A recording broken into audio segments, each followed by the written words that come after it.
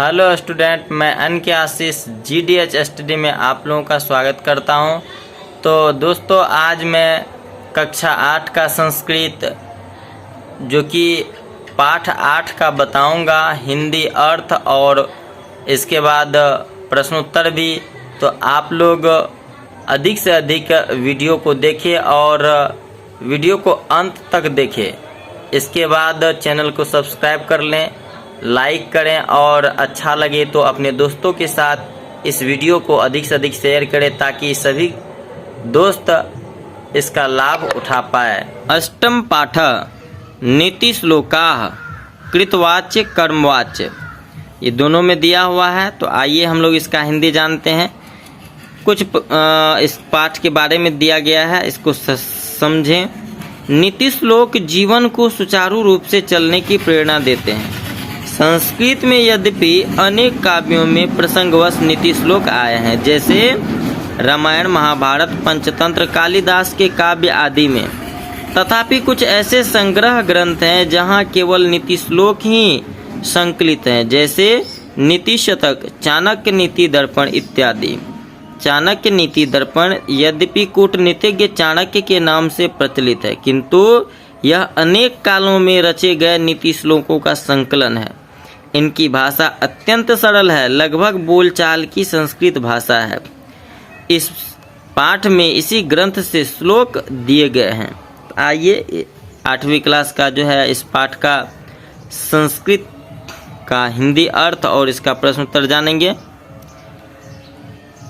1 number है, कस्य दोषा कुले नास्ति व्याधिना के न पीड़िताः व्यसनम केन न प्राप्तम कस्य सौख्यम निरंतरम। कह रहा है, संसार में ऐसा कौन सा खानदान है जो कि दोष रहित है, ढूंढने पर भी सभी वंशों में कोई न कोई दोष मिल ही जाएगा।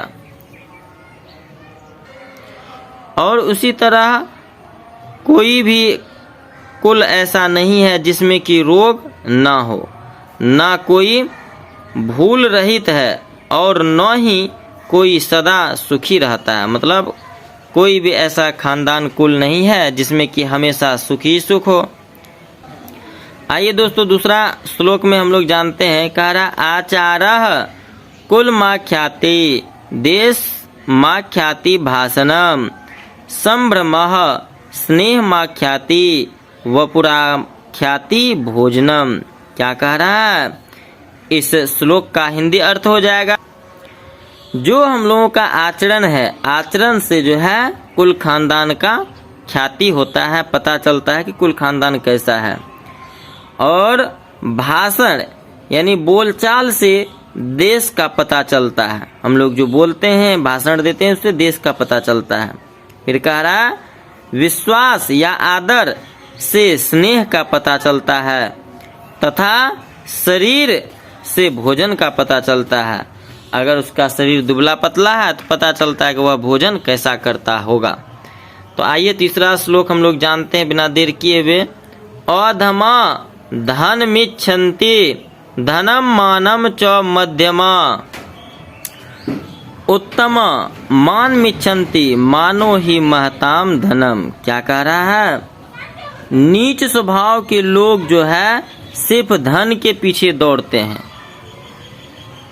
मध्यम कोटि के लोग जो हैं वो धन और सम्मान दोनों का अपेक्षा लगता है। धनम मानम च मध्यमा, मतलब मान भी चाहता है और धन भी चाहता है, लेकिन उत्तमा मान मिच्छन्ति मानो ही महताम धनम। कह रहा है, जबकि उत्तम श्रेणी के लोग जो है आदर सम्मान पाने के इच्छुक होते हैं, क्योंकि प्रतिष्ठा सबसे बढ़कर होती है। हम लोगों को कहा जाता है प्रतिष्ठा जो है वो सबसे बढ़कर होती है। तो दोस्तों आइए अगला श्लोक पे हम लोग चलते हैं। चौथा श्लोक है, विद्वान प्रशस्यते लोके विद्वान सर्वत्र गौरवम विद्या लभते सर्व विद्या सर्वत्र पूज्यते। अर्थात विद्वान संसार में प्रशस्त होते हैं, प्रशंसित होता है। विद्वान जो है वो प्रशंसित होता है। विद्वान सर्वत्र गौरवम, विद्वान सभी जगह जो है गौरव प्राप्त करते हैं, आनंद प्राप्त करते हैं, आदर प्राप्त करते हैं। चाहे कहीं भी चले जाए, विद्वान का आदर होता है।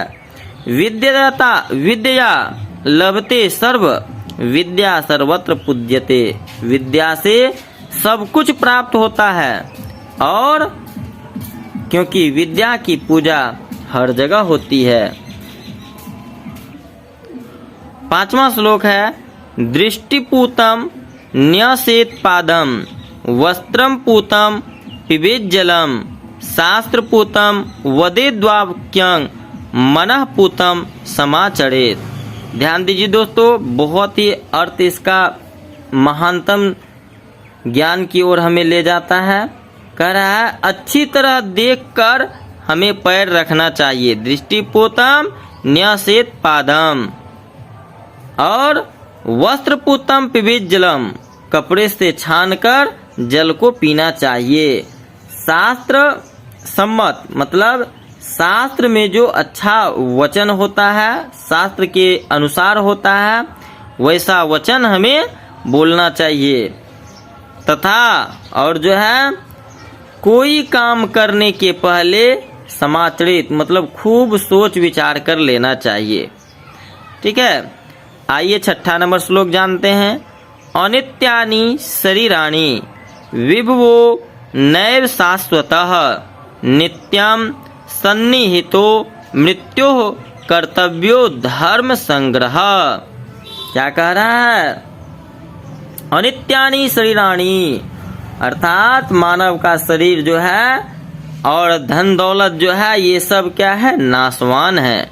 नैव शाश्वत, ये सब शाश्वत नहीं है। और मृत्यु जो है हर क्षण व्यक्ति के साथ रहती है। नित्यम सन्निहितो मृत्यु, इसलिए हमें धर्म संग्रह और भलाई का काम करना चाहिए, क्योंकि अच्छा काम ही अजर अमर होता है। हम लोग अगर अपने आप को अमरता की ओर ले जाना चाहते हैं तो धर्म का काम कर ले और अच्छा काम कर लें। आइए 7वां श्लोक पे हम लोग विचार देते हैं, ध्यान देते हैं। क्या कह रहा है? जल बिंदु निपातेन क्रमशः पूर्यते घटः, स हेतु सर्व विद्यानाम धर्मस्य च धनस्य च।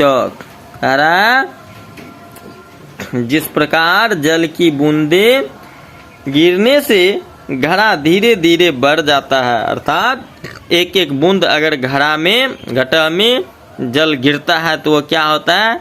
क्रमशः बढ़ता है, पूर्ण हो जाता है। फिर कह रहा है उसी प्रकार जो है सभी विद्याएं और धन धीरे धीरे बढ़ जाते हैं। एक बाइक में अगर हम लोग चाहेंगे कि हम आसमान की बुलंदी को छू लें तो वो नहीं होने वाला है। तो जिस तरह से घटा एक एक करके एक एक बूंद जल से भरता है, उसी तरह से हमें धन और विद्या का भी अर्जन धीरे धीरे होगा। ऐसा समझ करके हमेशा प्रयत्नशील होना चाहिए। फिर 8वां नंबर श्लोक में क्या कह रहा है? कह रहा है यथा धेनु सहस्त्रेषु वत्सो गच्छति मातरम, तथा यच्च कृतं कर्म कर्ता रमनु गच्छति। अर्थात जैसे हजारों गायों में बछड़ा अपनी माँ को पहचान कर उसके पास चला जाता है, उसी प्रकार जो है किया हुआ कर्म व्यक्ति के साथ जाता है। अर्थात हम लोग जो अच्छा कर्म करते हैं वह हम लोगों के साथ जाता है। तो यह नीति श्लोक हम लोगों के जीवन को सुचारू रूप से चलाने के लिए, अच्छा सद्गति के लिए है। इस पर हम लोग सोच विचार करके इस पर आगे बढ़ें। तो अब हम इसका शब्दार्थ देख लेंगे और इसका प्रश्न उत्तर बना लेंगे। तो आइए दोस्तों, इसका अर्थ हम लोग जान लें। कुछ संस्कृत अर्थ है। कस्य मतलब किसका या किसकी होता है या किसके होता है। कुले मतलब वंश खानदान में। व्याधिना मतलब रोग से। केन मतलब किससे या किसके द्वारा। सौख्यम मित्रता दोस्ती। आचार चाल चलन। कुलमाख्याति मतलब कुलम जो आख्याति वंश को बताता है। तो दोस्तों इस शब्द के अर्थ को आप लोगों को अच्छी तरह से जान लेना है। ये टोटल अर्थ को मैं एक बार दिखा देता हूँ, पूरा बोलूँगा नहीं क्योंकि वीडियो लंबा हो जाएगा। तो दोस्तों आइए अब आगे हम लोग जानते जाते हैं और देखते जाते हैं क्या क्या अर्थ है। आप लोग